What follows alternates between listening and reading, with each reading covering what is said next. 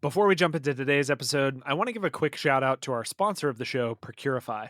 If you've enjoyed the content we put out here, a great way to say thank you, after obviously giving us a 5-star review and sharing with your friends, is checking out Procurify. Procurify is the procure-to-pay platform for charter schools. Basically, that means they help your school manage all the various manual aspects of the purchasing process in one platform. You can learn more at byq.org/procurify. That's Procurify. All right, now back to the show. Welcome to Charter School Insider, lessons from the nation's top charter school operators, the only podcast dedicated to the behind-the-scenes business of running a successful charter school. Join us as we sit down with charter school leaders who share how they are overcoming the biggest operational hurdles facing their schools today. Rue, thanks so much for being here. I'm excited to have you on today. Thanks for having me, Daniel. I'm excited. It's going to be fun. For those who don't know you, you're the Chief People Officer at Achievement First Public Schools, and you don't have the typical charter background or resume of having worked at other charter networks. Could you share just a little bit about kind of your experience professionally and kind of what brought you to Achievement First to pursue this work instead? Yeah, I definitely am new to this space and I'm reminded of it often. I think at first I was reminded of it all the time. I worked in talent and HR. I have worked in this space my whole career, so more than 20 years now. However, I've always worked for multinational corporations, all big names, that some of which are household names. I've worked for Coca-Cola, I've worked for Amazon, I have worked for Bloomberg. I've worked across the world and I've held roles that really look after multiple geographies. So I come very much from the people space, but in very different environments and from a scale perspective, also quite different. However, as much as I have loved that work, learned a ton post pandemic or during the pandemic, I think there was an element of wanting more meaning in the work for me. And when I look at the field of education, it changed the trajectory of my life or my family's life.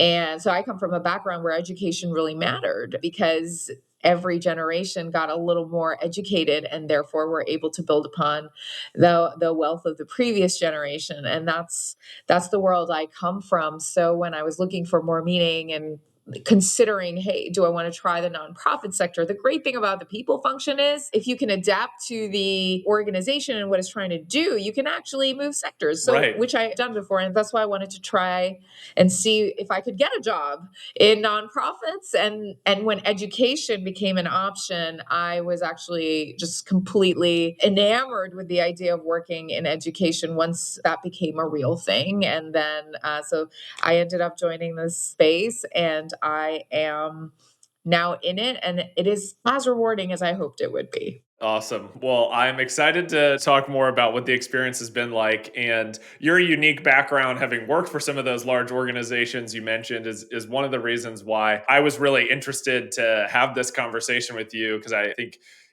regardless of your charter experience, you bring a unique kind of global people and talent perspective into, the organizations that are, serving our students. And so, today, we're going to talk all about building a people team. And I thought it would be good to set the stage a little bit around Achievement First, because as you mentioned, the scale is a little bit different than other organizations you've worked for. But in the charter space, Achievement First is obviously big and well known, at least especially in the Northeast. Could you talk a little bit about kind of the current scale and scope of the organization, and also some of the needs of the people team that you knew you were kind of coming into in this new leadership role? Well, the scale and scope, as you said, Achievement First is massive in the Yeah. charter space, and also quite a front runner in a lot of things, and a lot of things in the talent space, which I learned during the interview process and once I came in. So that was wonderful to learn. So at Achievement First, we are in the Northeast, we are multi-state, and we serve about 15,000 students, and we have about close to 2,500 employees, adults. So it is sizable. Now I know that that is very sizable in this sector. And it is, while I have worked for larger organizations, I have to say, from a complexity point of view, being a multi state charter network is really complex.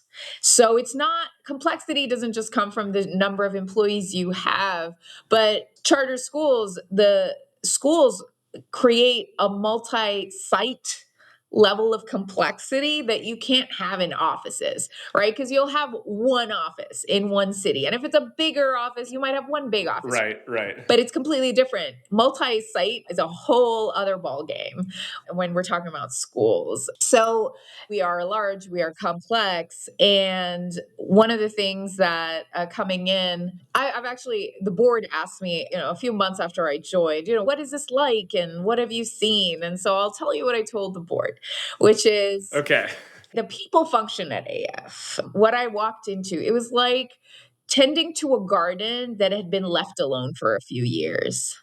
So that's really how it felt, because there were some parts that were flourishing. There were parts that were completely barren.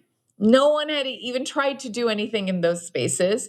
And then there were parts that were completely wild, overgrown, that I can extend that analogy as long as we Right, like. right. So it really felt like that. And there was nothing cohesive, nothing bringing it together, because there was no chief people officer for a couple of years. And there was a reason for that. There were leadership gaps as the organization was moving from being founder led to being led in a different way.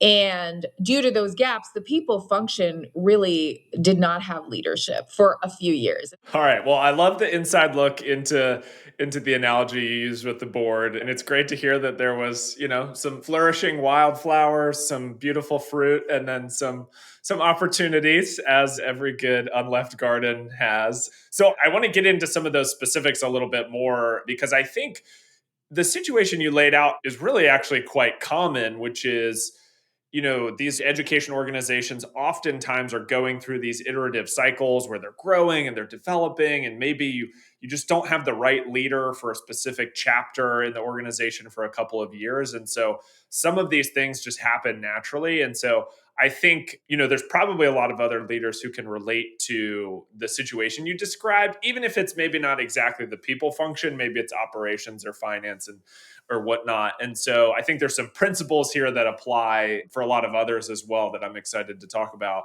Before we get into some of the actual in the weeds things specific to achievement first, I did want to ask you, just kind of taking a step back, because you were stepping in with a lot of experience in other types of organizations, to ask a little bit about what you view as characteristics of a high functioning people team that you were bringing in. You obviously come in with your own experiences and expertise and perspective. Could you just share your thoughts on what is the role of the people team? I also think that's Yeah. what a people team is looks different from school to school, network to network. And maybe an add-on to that would be, what are some of the signs that the people team is well functioning? Like you mentioned, there were signs that maybe the garden hadn't been tended to. So I'm curious to have you speak on both of those before we get to some of the AF specifics. This is me, right? This is my definition, having worked in this space. For me, the people team, I see us as enablers. We enable an organization to fulfill its purpose. And we do that by partnering. We have to partner on people matters. So I use that word of enabling very deliberately, because we cannot deliver results on people alone if we are truly a strong strategic people function. We could, if there are stages in the people function, like from nascent to very mature people functions. And so I'm really speaking about a mature people function where it is truly an enabler, and you have to partner day in and day out if you want to be a strategic and transformative people partner to the organization that you're working in. There are ways to be a very high functioning people team. There are ways to do that if you are focused on the compliance driven and the operational aspects of the people function. And then, yes, you can actually really deliver and have amazing KPIs and metrics and do those while painting a somewhat grim picture of an HR function that's sitting in a cordoned off area Right, right. within a HR building. land. Yeah, it's Exactly. its In own its own planet. land. Yeah. And they can be super high performing, have amazing metrics, but to truly be that kind of a strategic partner, you're an enabler. And so there's so much that is about influencing. And so I'm kind of getting into like, what are the signs that a people team is doing a good job? To me, I'm going to focus on that. What does strategic transformative HR function look like, or people function look like? And in that situation, it's not even as much about the metrics as it is about you are co-creating everything with the organization. You are not creating things on your own. Then you're actually a strategic function because you're doing things that are specific, that are bespoke, that line up with what that organization needs.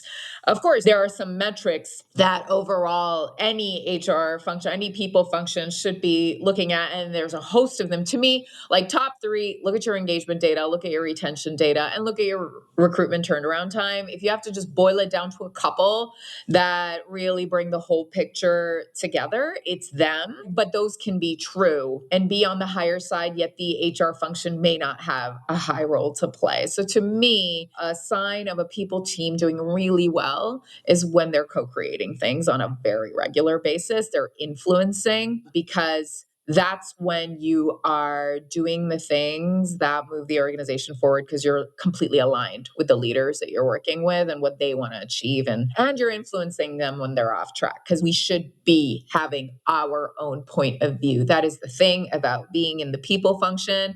If we just serve the leaders and what they want, you have to be able to straddle where you want to serve the leaders and their strategy and build that with them, and be the voices when something isn't in line with what people would need. So we have to walk that fine line all the time and every day. And when that's happening, to me, those are the signs you're getting it right more than anything else. And what are the signs when a people function may not be on the right track? Number one for me, for whether it's a people function or any function, when you have processes for the process's sake, not for the outcomes, and that Yeah. happens. Part of a lot of what I saw when I walked in, because people were just doing the things they've been told to do, and those things could have been completely outdated or just not relevant in this landscape, because the talent landscape in every sector is evolving so quickly. So there's a lot of, we do this because we've done this and we've forgotten what the outcome is, and that's why we haven't redesigned it, that's why we haven't thought about it. So that to me is one of the biggest indicators when you continue to do something without, and the outcome is lost. What is the employee experience you're trying to build? Those questions have not been asked. That to me is always like a sign, hey, you don't want to go in that direction, because that's when you're the old HR function that was there, Mm. that was administrative. And that is, to me, you know, someone shoot me if I'm part of an HR function like that, right? That's not our job. We can really help an organization. We can do things for the people of the organization. And then the other, I think, is the other bad indicator, I would call it, is like the lack of neutrality and consistency. So things not being done in a consistent way, which means lack of equity, and lack of neutrality is also an indication of lack of equity. So then things are being done where they may be convenient, where they may be asked, and they are not the things that are necessarily needed or fair. And that is also very much a part of our job, to make sure things are fair and things are equitable for people. I want to ask about this idea of co-creating in and really locking arms with other leaders in the organization, because I love the emphasis on let's not be the old HR kind of classic stereotype. You're the employee who only engages with HR when you absolutely have to. Could you give us an example of what it might look like to be an enabler or be a co-creator for something like employee retention and not have that KPI, in your box with your blinders on? What would be like a micro example of partnering with another department or another leader on, something like staff retention? Staff retention being like the one thing that we're always gunning for. Everything we do culminates in hopefully retention, because retention is your best recruitment strategy. So, Yep. I'm just trying to think which example is more closely related to a retention effort. I think one that comes to mind immediately, one that we're working on, again, co-creating with a business. We have a couple of schools where, due to some leadership shifts that happened mid-year, and we lost staff. And this is the first time I'm seeing that. This is an acute situation in just a couple of schools. So we can address that situation. We can start going, okay, what do we do? What do we do to help this school, help the leaders that support this school by quickly going out and hiring in a certain way? What can we do to, band-aid the gaps that currently exist while we hire? What can we do to ease the strain on the existing school staff who have to pick up all of this extra work while we hire? So those are all standard questions that you need to ask. And so to me, all of those steps, many of those steps take partnership, and how it turns into a strategic piece of work is what we're doing currently, is asking the leaders, and this is now asking the superintendent and their direct reports, can we co-create a threshold, a certain staffing or teacher threshold, a percentage, or what is a good metric and so we're talking about it. What's a metric that if we fall below this metric in a school, nobody needs to raise their hand and ask for help, and then we think of the things. How about we create a playbook? And while we are monitoring every month, nobody even needs to ask us to do anything. We are seeing something and we are getting in there with a playbook. How do we turn this into something repeatable and something that doesn't take individual influence or judgment? And so that's how you want to work with leaders, to talk through these things and make them so that they run. And in this process, to me, we are serving them. We are serving the school, we're serving the leaders by creating something that just addresses real things that can happen. And we do it in a way that is data driven. We do it in a way that makes it run like an engine, versus it depends on the person who's sitting in the seat and whether you know them and whether you call them and whether they react as fast as you would like them to. I love it. So, you all are putting systems in place to try to catch the sparks before there's a fire and address them proactively instead of reactively, and doing so in a way that is not isolated to, we're just solving the open role problem. We're solving the much bigger problem for the organization. I think that's a great example. So, let's get into building the people team. So, you were just talking about some of the signs of a high functioning people team, some of the signs of a people team that has some challenges. And you mentioned joining the organization. It's been a mixed bag, all sorts of opportunities. I wanted to ask you, kind of as you've come in and began to observe things, like what was your process for even evaluating gaps? Because I know it can be really hard as an executive. You join a team, everyone's all excited. They want you to make changes. They want you to do this, do that. You get pulled in a million different directions. How have you tried to balance, like, just starting with first principles and evaluating some of the current, people team opportunities or strengths and weaknesses? Because I'm sure, there's some learnings in there for others who maybe have recently taken over a team. Daniel, I'd be lying if I said, like in 6 months, figured it all out, had a Yeah. plan. The reality was, I came in and there were some serious gaps in my direct reports and the reports. For the first 6 months, the truth is, I was almost just running one function because it was needed, and that was rewards. And we were leading up to the renewal cycle. There was no one else to do it. I just, sometimes that is what is needed as a leader, right? I came in and I told that, hey, the renewal cycle's come. First of all, I'm learning. Oh, wait, there's a renewal cycle? Like, how does this Yeah. even What's work? a Because renewal? Yeah. yeah, exactly. Just people are employees, right? Well, what is this renewal thing? So that was, of course, new. And very quickly, I realized if somebody doesn't do this work that is coming up for this cycle, we will lose teachers. And my job is to prevent that. And, at the highest level, that's a big chunk of what I and my team are trying to do every single day. So realizing that it was just, okay, I'm going to roll up my sleeves. Somebody's got to do this entire compensation cycle and I'm here and I'm going to do it. But what that did is, so while it's not necessarily the way I would have started my first 6 months, got it was a masterclass in understanding schools, employees, because schools are such a different beast to any other organization. I think if I had gone for profit to nonprofit, I don't think I was going to see something wildly different. Schools are truly different. And so it allowed me to learn about job families, because as you're doing compensation work, you just learn so much that is even in the periphery of compensation. So it was a very intense 6 months to do something that I didn't, is done differently. And it taught me so much. It was a steep learning curve in all the right ways, that if I had taken those 6 months, a normal 6 months would have been a listening tour, and that would have been nice.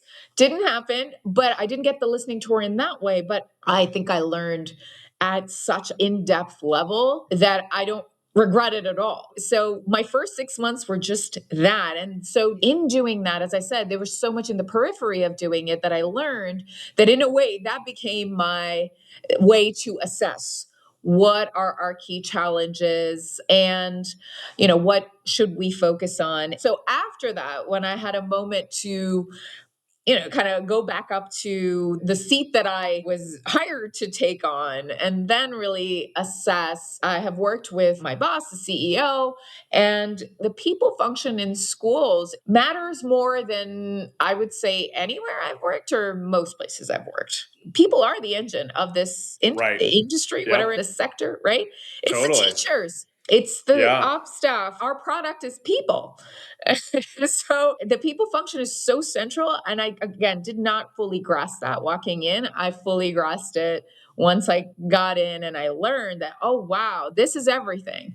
This is what is the primary focus for this organization. This is what we do. We're in the business of people. So my CEO and I, we have, just back of the envelope created a flywheel of what we believe at AF. But I think it is, applicable to any charter school network or any school for that matter, which is, all we're trying to do is improve student achievement, right? That's what we're here for. And so in order to do that, you've got to attract high caliber teachers. And to attract high caliber teachers, you need to grow strong leaders. To grow strong leaders, you need to also have strong culture.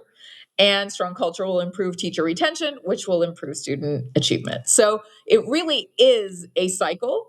And we realize, here's our flywheel. Here's how we want to communicate with our boards and anyone else around why we are focused on people. Because there's a flywheel here that links to student achievement, and that's what we are all here for. So that is part of what I would say, like that initial assessment of, okay, so where do we focus? So that flywheel helps think through. And so I'm really focusing, beginning as I'm still like at 14 months now, my focus is on the first two parts of that flywheel: attracting the high caliber teachers and growing strong school leaders.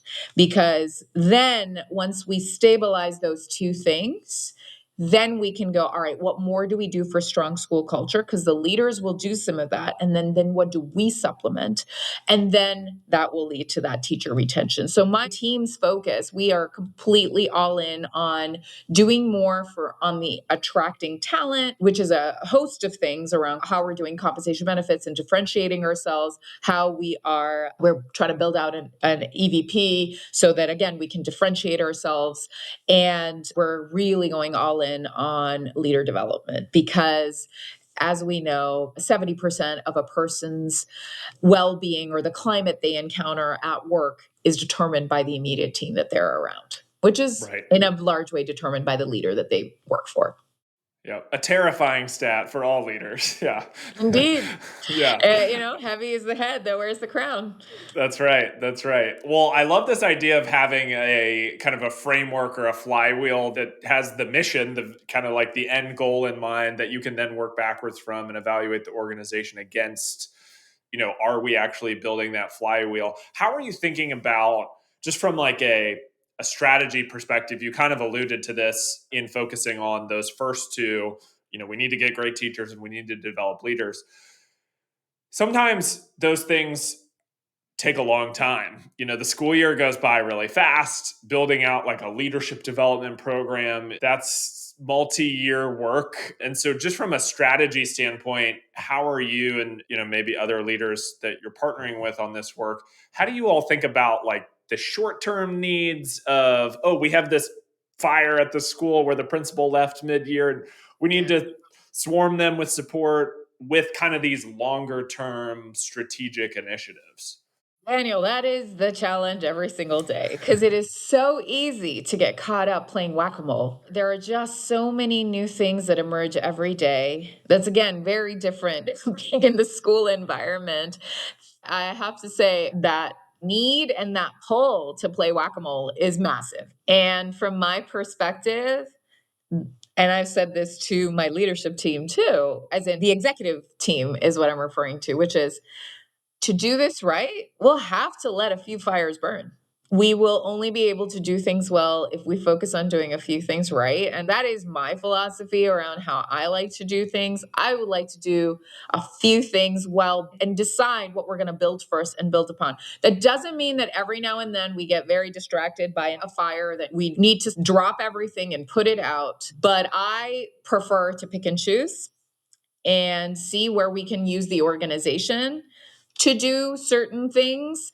And we stay very laser focused on the things that are foundational and keep building those. Your question also, you asked, some things take a while. I think this is where my years in working in tech come into play, that I will push you on that assumption. No, you can build versions of things that work and then keep iterating and make them better. So I come from that school of thought. If something is needed, let's build a version that works. It does not have to be perfect.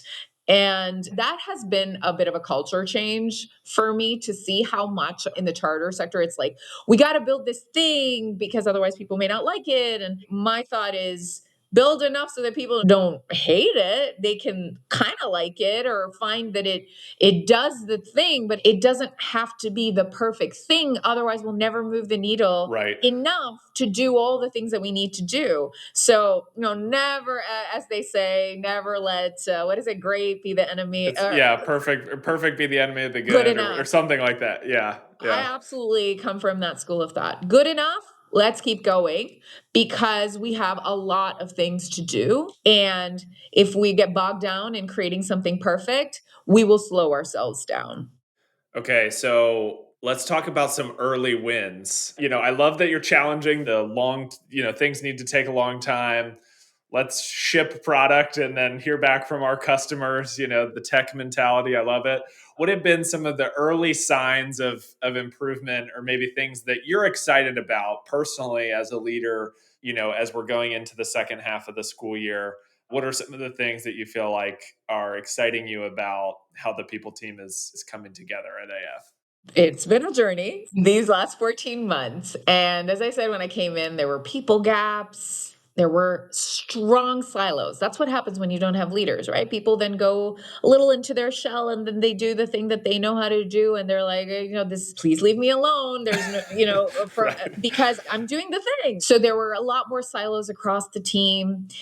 And the people function, especially recruitment, was in terms of engagement scores, recruitment was rock bottom or one less than rock bottom for the last few years. So it wasn't great. And even the other parts of the talent team or the people team, we engagement scores were low. And I think for me, the biggest win that I feel that really does charge me, it's not like we've solved everything, but our engagement scores have gone up this last cycle, like 2 months ago, for the first time. And I can see how the team is now working together because I come from this school of thought that if recruitment just thinks about recruitment and compensation benefits just looks at compensation benefits, we do not create multidisciplinary HR solutions. Like we're not creating talent solutions. Then you're just creating, very siloed solutions. So I see how much inner team activity there is these days. and it's going up and up. And so for me, watching that and also watching these moments where my direct reports, many of whom are new because I had gaps, and some who have been there for a while, they are working together to find solutions and they don't even need me. I think those moments are my favorite moments. It's like, I wasn't even needed. This is amazing.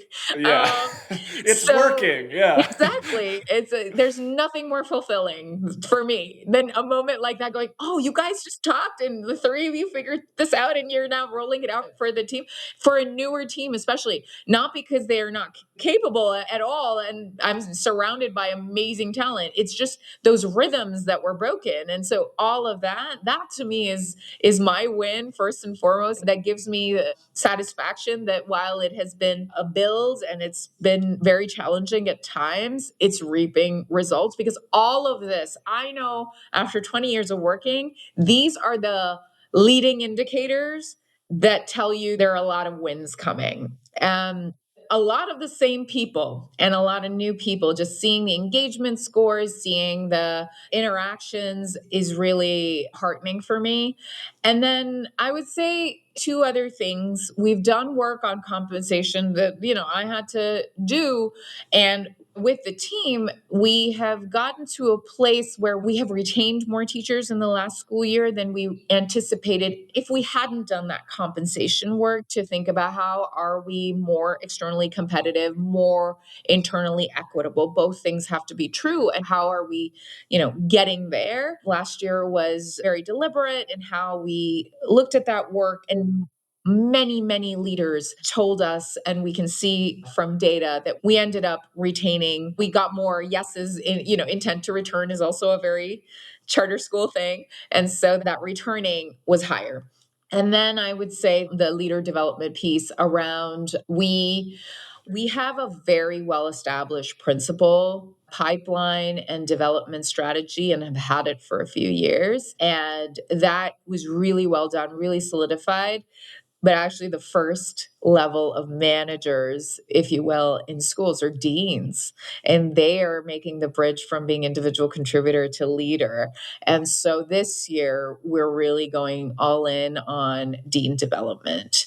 So I'm really looking at these pieces of work being those when we invest here, we're going to see those results because a lot of work in the people and talent space outside of recruitment, these are long-term plays. So you got to do the things that may show you a slight shift here and there, but they're going to show you a shift over a period of time.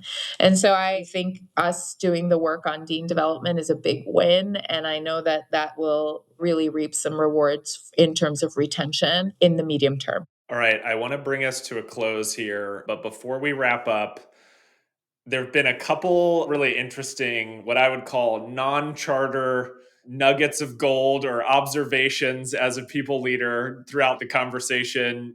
Being okay with letting some smaller fires burn while you prioritize, the most important fire, not being afraid to ship things and make improvements, not needing a giant multi-year system to be developed and be perfect to make tangible change.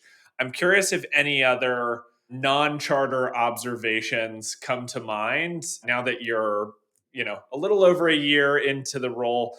Any other kind of broad observations or recommendations for other talent leaders, someone who's come in with a fresh perspective?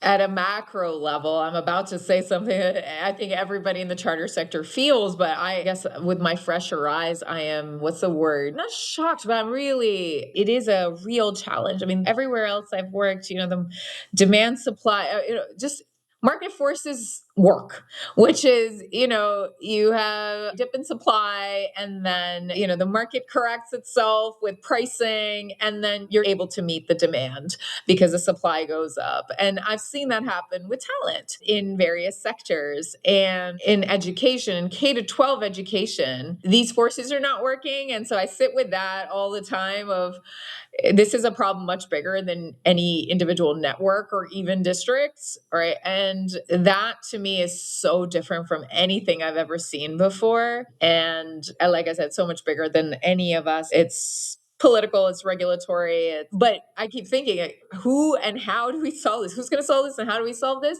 Because that is very different from any other workforce. as you said, what's different? And that to me is so different from anything I've seen. No solution, but it's not hard to come in and go, here's something that is a problem. And that's what I just did. Yeah, But, but that's okay. yeah. And so that to me, it blows my mind on a very regular basis. We'll give you a couple more years to figure that one out. Yeah.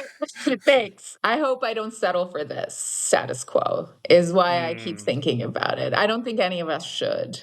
We shouldn't take this as we've got to live with it in this sector. I think that's where no other industry or sector is thinking this way, that, well, there's just not enough talent out there and we're just going to live with that. We just shouldn't settle for it, is why I want to keep it front and center, because it is different and it shouldn't be. And then the other piece, I guess, is just the employee life cycle is so different.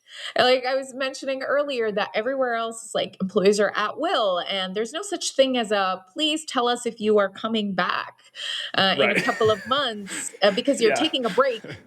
I need to know if you're coming back, because the assumption is, you'll come back unless you don't want to come back. And then you'll tell us the day you've decided you don't want to come back. Right. I'm still questioning these rhythms. I know they're very deeply ingrained in K-12 education, but I do wonder, what if we blew it up? And does it have to be this way? What is a more modern day version of this very annual school cycle that matches the students? What if we didn't try to match what the student experience is, but just created an employee experience? What would that be for school staff? Again, don't have an answer, but that's what I wonder.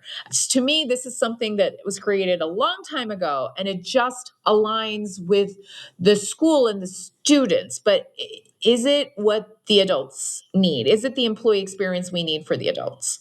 Love it. Awesome. All right. Well, fantastic question for us to end on. We'll leave with the thought-provoking cliffhanger. I have to ask this because we always ask all of our guests. Are there any, two questions. Where can people go to learn more about Achievement? First, if they're curious about the organization, maybe they're looking for a role or interested in what's going on at AF, where should we send them? We are hiring. Please, please, please reach out if you are interested in AF across a variety of roles. So you can find us you can go to our website, but also feel free I'm on LinkedIn. Can reach out to me if you are interested in working at AF. Perfect. We'll link to the website, and we'll also hyperlink to your LinkedIn in the show notes. And then the second question we always end with is any favorite resources or things you're reading, listening to, pondering that we can link in the show notes as well for other talent leaders or just other leaders in general. You're going to laugh, I think, at this one, which is, and it's an oldie, but a goodie. Okay. So do you know the movie Moneyball? I do, yes. Brad Pitt. That movie till today remains one of my favorite lessons in talent management, in recruiting, in talent management, and how you build a team. So for me, if there are people out there thinking about whether you're a people leader or you're in the people function, if you haven't seen Moneyball, please go and watch that. It is an excellent lesson in talent management. I love it. Wow. I never thought of that movie as a talent management framework, but it makes sense. He gets on base. That's the lesson, right? Watch it again with people, with HRIs, and you'll see what I mean. Okay, perfect. All right. Well, we'll link to the movie. I'm sure it's free online somewhere these days. So we'll link to that. Thank you so much for coming on, Ru. This is a great conversation. Really appreciate your honesty and transparency and thoughtfulness around leadership and people development. Thank you, Daniel. It was my pleasure. Thanks for having me. Thanks for listening to Charter School Insider.